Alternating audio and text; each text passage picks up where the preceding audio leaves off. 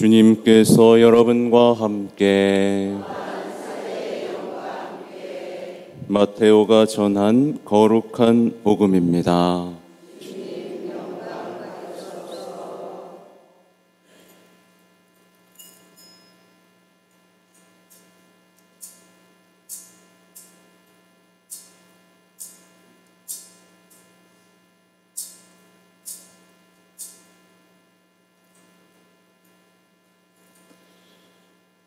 그때 예수님께서 제자들에게 말씀하셨다.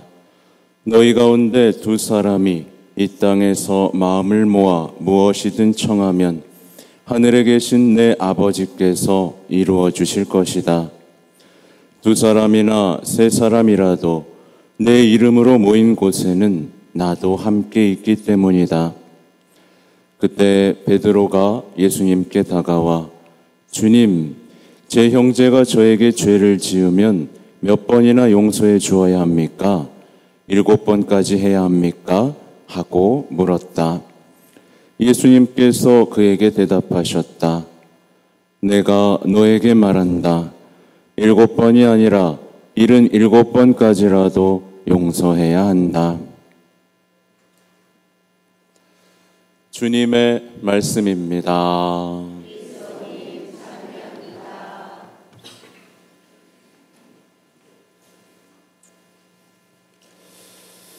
찬미 예수님,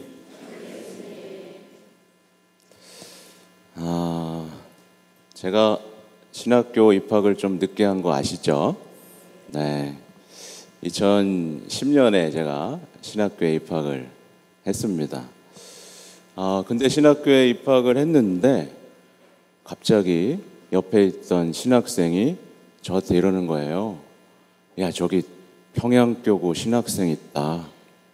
그러는 거예요. 그래서 약간 뭐지? 북한 사람이었나? 네. 근데 실제로 평양교구 신학생이 있게요, 없게요? 있습니다. 왜 있냐면 통일을 대비해서 이 평양교구를 유지하기 위해서 평양교구 소속 신학생이 같이 공부하고 있었던 거죠.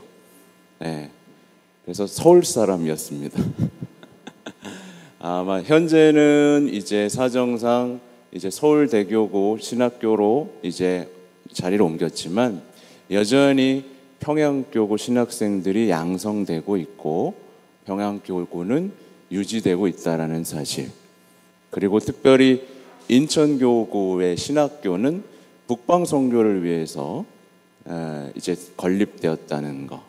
그래서 신학교에서 북한학을 배웁니다. 네.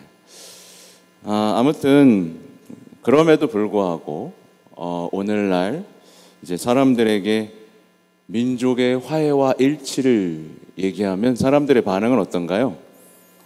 네, 뭐 별로, 그렇죠?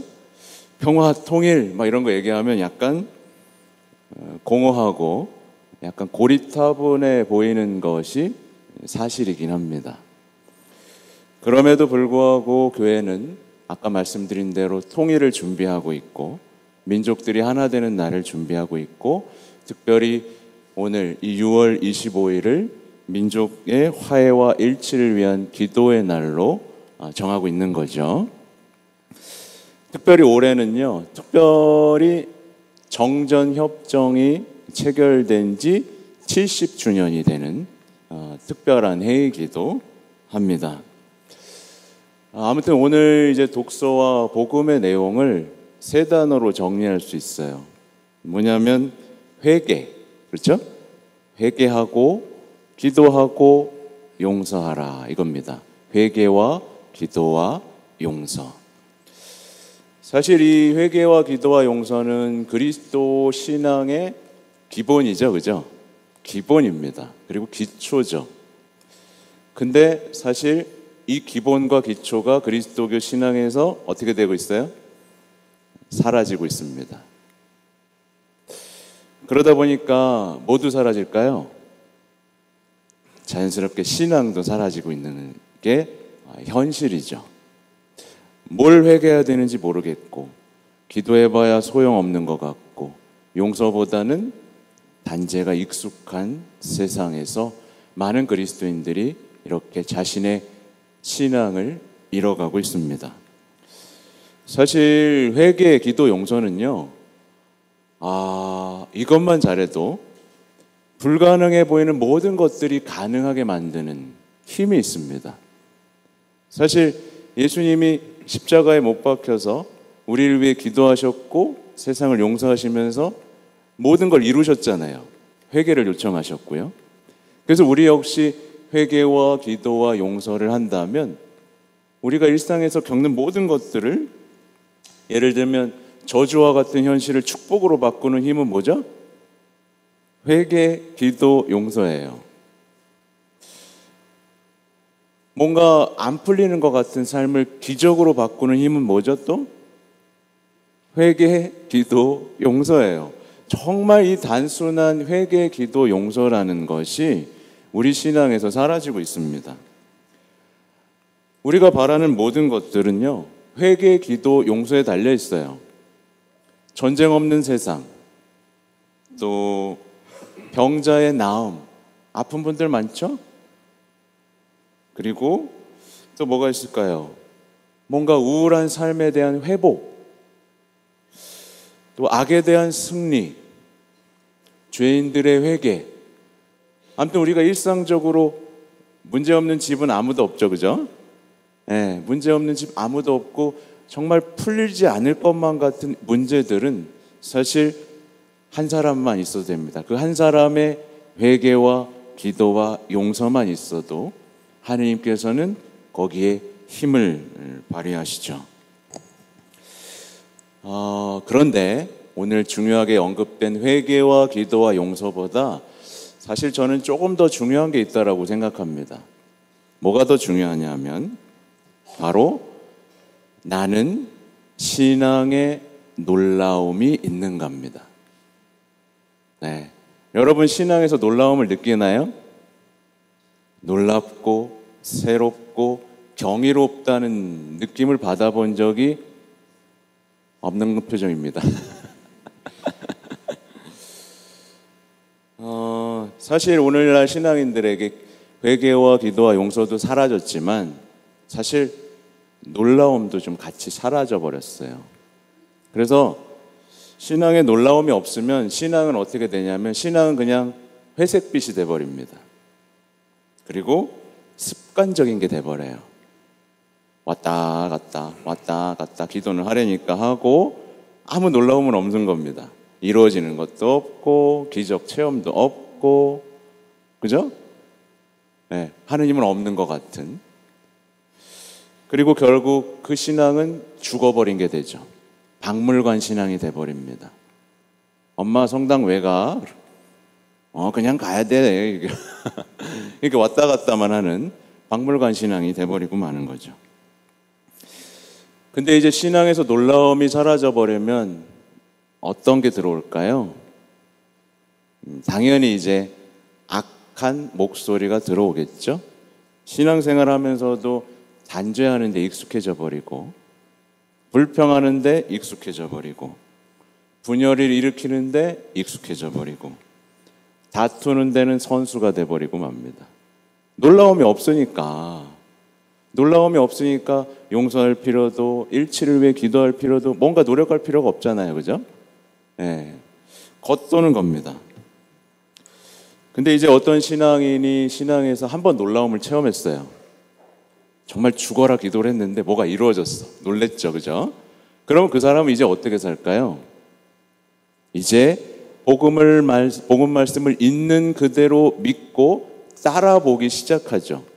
그러면서 그 놀라움은 점점 새로워지고 자라게 됩니다. 그러면서 사람들이 눈앞에서 비관적이고 희망이 없어 보이는 상황을 마주할 때도 그 사람은 어떻게 하죠? 그 사람은 기쁨을 잃지 않고 말씀을 따르면서 기도하는 사람이 됩니다. 그리고 어떻게 돼요? 그 공동체 안에서 화해와 일치를 이뤄내고 평화와 사랑을 이루는 도구가 되죠. 그래서 보면 빛나는 사람이 있습니다. 별로 잘 살지도 않아요. 별로 행복해 보이지도 않아요. 근데 빛이 나는 사람이 있어요. 이 사람은 신앙의 놀라움을 간직했고 회개와 기도와 용서가 얼마나 위력적인 힘을 갖고 있는지를 아는 거죠.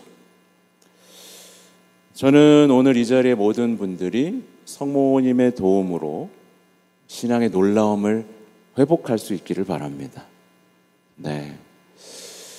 사실 놀라움을 좀 회복시켜줄 강론을 좀 준비를 했는데 놀라실지 안 놀라실지 모르겠어요. 사실 우리가 광복절 1945년 8월 15일이죠? 네. 이 8월 15일이라는 날짜 어때요? 성모 승천 대축일이었습니다. 곧 우리나라가 어떤 역사적 핍박 속에서 해방된 것을 성모님의 도움이라고 믿고 있습니다. 저만 믿는 표정이네요.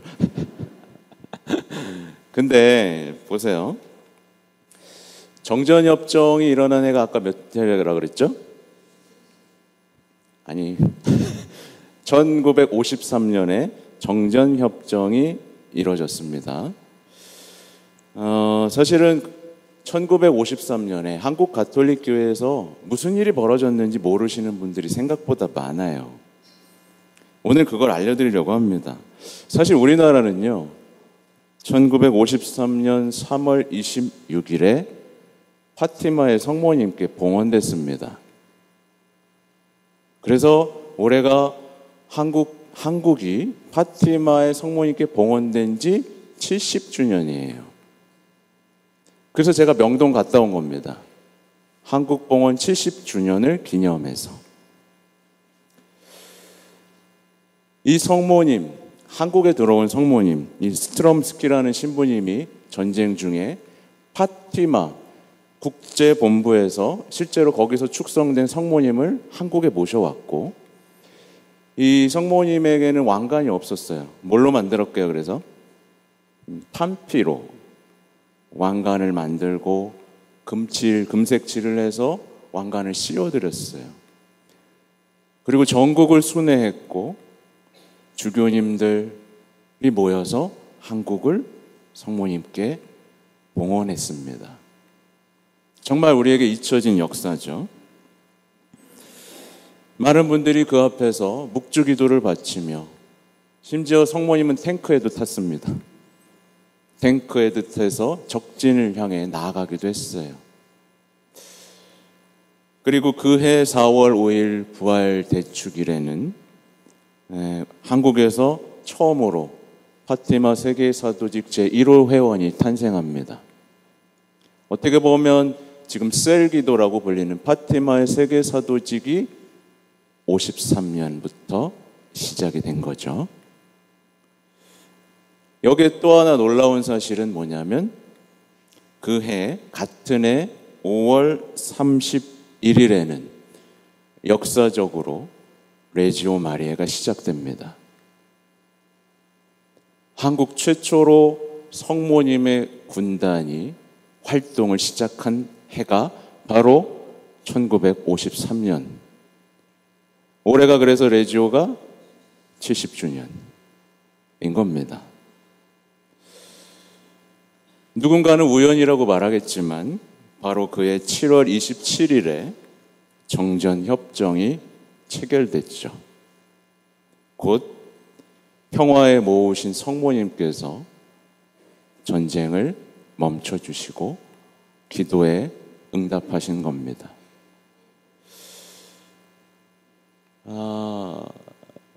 사실 성모님이 전쟁을 멈춰주시고 무신론을 없애주시고 공산주의를 무너뜨린 역사는 이미 파티마의 역사에서 벌어지고 있죠. 공산주의가 왜 무너졌을까요? 세계대전은 어떻게 멈출 수 있었을까요? 이미 파티마의 성모님께서는 기도를 해라. 그러지 않으면 전쟁이 지속될 것이라고 말씀하시면서 묵주기도를 부탁하신 바가 있습니다. 얼마나 놀라운 일인가요? 그게 한국 역사에서도 일어난 일입니다. 오늘날의 사람들은요, 지나치게 인간의 능력과 지혜, 힘을 신뢰합니다. 근데 그 힘으로 뭘 해냈을까요? 전쟁을 멈췄나요? 오히려 전쟁을 일으키고 있고요. 평화를 지켰나요? 아니요. 오히려 평화를 잃어가고 있죠. 삶이 회복되고 있나요? 삶이 회복되지 않고 있죠. 많은 사람들이 이토록 간단한 해결책을 성모님께서 제시해 주셨는데 그걸 안 하고 나름대로 삶을 회복하고 평화를 회복하려고 애쓰고 있습니다. 결국 세계적으로도 봐도 그렇고 나라적으로 봐도 그렇고 아주 가정에서도 조차 평화가 있나요? 없나요? 체험하지 못하고 있습니다. 한 개인조차 평화 없는 삶을 살고 있습니다. 왜요? 자신의 능력으로, 인간의 지혜로 이룰 수 있다는 착각 속에 살고 있기 때문이죠. 우리는요, 평화를 약속하지만 한 번도 그 약속을 지키지 않았던 것들을 이제 더 이상 신뢰하면 안 됩니다. 약속했으면 줬어야 믿어야죠. 그죠? 한 번도 준 적이 없는데 우리는 왜 그걸 신뢰하고 있을까요?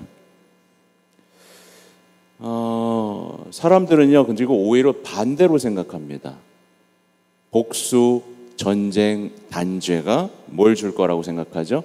인류에게 평화를 줄 거라고 생각합니다. 근데 전쟁은요, 한 번도 인류가 나아갈 길을 제시한 적이 없습니다. 한 번도 인간에게 위안을 준 적이 없죠. 수많은 희생자들을 낳았고 지금 우크라이나와 러시아의 전쟁 때문에 온 세계가 흔들리고 있는 거 아니겠어요? 우리는 생각해 봐야 됩니다. 우리가 얼마 전까지 코로나 때문에 고생을 했죠. 코로나라는 바이러스를 인류는 어느 정도 정복한 것처럼 보입니다. 근데 사실은 우리가 정복하지 못한 바이러스가 있어요. 뭘까요? 전쟁 바이러스입니다. 전쟁 바이러스의 백신을 못 찾고 있죠. 근데 전쟁 바이러스는 어디서 나올까요? 어디서 나올까요? 죄로 타락한 인간의 마음에서 나옵니다.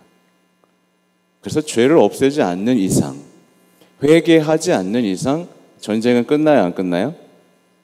안 끝나는 겁니다. 그 바이러스의 근원지가 인간의 마음이기 때문에 그렇죠. 근데 우리 그리스도인들은 이 백신을 압니까? 모릅니까? 맞았습니까? 안 맞았습니까? 예, 요즘 알약으로도 섭취하고 있습니다. 묵주알이라고. 그죠? 맨날 먹고도 이상하게 전쟁 바이러스에 낫질 않는 겁니다. 어떻게 해야 되는 거죠? 하나님께서 평화를 성모님에게 맡겼습니다. 그래서 우리가 성모님을 뭐라 그러죠? 평화의 모우라고 합니다. 괜히 부르는 게 아니에요. 평화가 성모님에게 맡겨졌기 때문에 성모님을 평화의 모우라고 부르는 거예요. 그래서 보면 휴전선 가까이에 있는 임진각 근처에는 파티마 성모님의 그 평화의 성당이 지어져 있죠. 네, 대단히 힘들게 지어졌다는 걸로 알고 있습니다. 왜냐하면 그 휴전선에 근처에 성당을 짓는다는 게 말이 될까요? 어쨌든 많은 사람들의 기도와 봉헌을 통해서 평화의 성당이 지어졌고 오늘날에도 계속해서 남북 간의 화해와 일치를 위해서 기도의 장소가 되고 있습니다. 아무튼 파티마의 성모님께서 말씀하신 건 대단히 단순해요. 전쟁이 끝나도록 묵주기도를 바쳐라. 그리고 티 없는 성심에 봉헌해라. 네, 결국 내 티 없는 성심이 승리할 것이다. 이렇게 말씀을 하셨어요. 근데 사람들은 이 말에 움직여요? 안 움직여요? 안 움직이는 거예요. 안타까운 현실이죠. 저는 더 많은 사람들이 성모님의 이 말씀을 받아들이고 정말 제대로 평화를 이루는 평화의 일꾼이 되기를 바랍니다. 네. 그리고 덤으로 가정과 내면의 평화도 챙겨가시길 바라요. 더 많은 사람들이 성모님의 군단을 이루어서 어떻게 보면 마리아의 왕국, 하느님의 나라가 오기 위한 준비, 그죠? 그 왕국을 이뤄가는 사람이 되기를 바랍니다. 그래서 파티마의 세계사도직, 또 레지오 마리에, 제나콜로, 그죠? 성모기사회, 또 포컬라레, 너무나 많은 성모 신심 단체들이 있죠. 더 많은 분들이 이곳에 가입하고 자신의 충만한 신앙을 체험할 수 있기를 기도하겠습니다. 아멘.